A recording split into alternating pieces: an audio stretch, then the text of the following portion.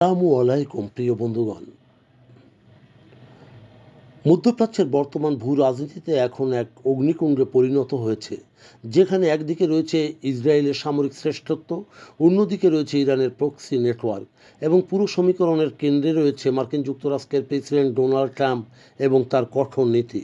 বিশেষ করে ইরানের খারাক দ্বীপ নিয়ে যে জল্পনা কল্পনা শুরু হয়েছে তা বিশ্ব অর্থনীতি ও সমরনীতিতে এক নতুন মাত্রা যোগ করেছে।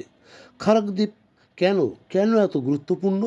ইরানের জ্বালানি যে খাত সেটির হৃৎপিণ্ড বলা যায় এই খারাক দ্বীপ, এবং খারাক দ্বীপ পারস্য উপসাগরের অবস্থিত একটি ক্ষুদ্র দ্বীপ অঞ্চল নিয়েই গঠিত।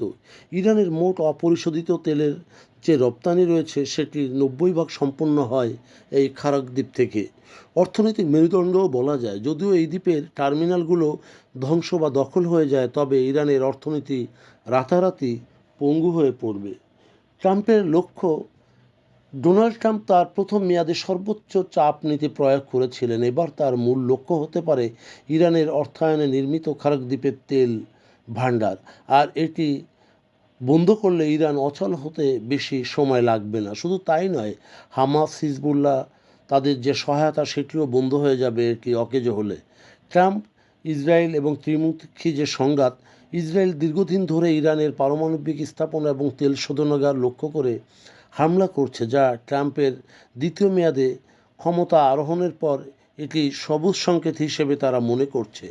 সরাসরি সংঘাতের ঝুঁকি, আগে ছায়াযুদ্ধ ছিল, এখন সরাসরি মিসাইল হামলা শুরু হয়েছে। ইরান তার ব্যালিস্টিক মিসাইল ছোড়া এবং ইসরায়েলের পাল্টা আক্রমণ সব মিলিয়ে অবস্থা নিয়ন্ত্রণের বাইরে চলে যাচ্ছে।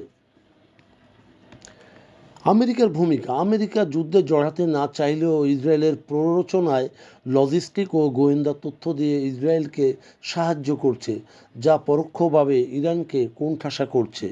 বিশ্ব অর্থনীতিতে প্রভাব, বিশেষ করে খারাক দ্বীপের তৈল ভাণ্ডারে আঘাত লাগলে বিশ্ববাজারে তেলের দাম আকাশচুম্বী হতে পারে। তেল সরবরাহ বিঘ্নিত হওয়া, হরমুজ প্রণালী দিয়ে বিশ্বের যে 20% তেল পরিবাহিত হয় তা বন্ধ হলে বৈশ্বিক মন্দা দেখা দিতে পারে। চীনের অবস্থান, ইরানের তেলের বড় ক্রেতা হলো চীন, তাই খারাক দ্বীপে হামলা হলে সেটি বেজিং ও রাশিয়ার মধ্যে একটি উত্তেজনা বাড়তে পারে, যা ঐক্যবদ্ধভাবে ওয়াশিংটনের মধ্যে এই